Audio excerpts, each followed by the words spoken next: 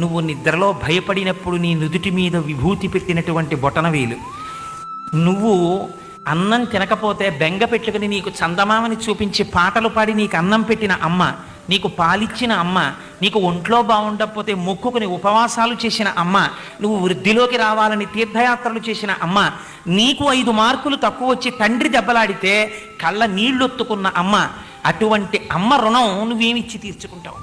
అమ్మా అని పిలవడమే రుణం తీర్చుకోవడం. అటువంటి అమ్మ ఎటువంటి కారుణ్యమూర్తియో, ఏం చూసి అమ్మ మిమ్మల్ని అంత కష్టపడి పెంచింది?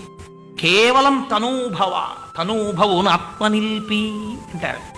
ఆ నాభి సంబంధం తెగిపోవచ్చు బయటికి వచ్చిన తర్వాత, ఆ హృదయ సంబంధం మాత్రం తెగిపోదు.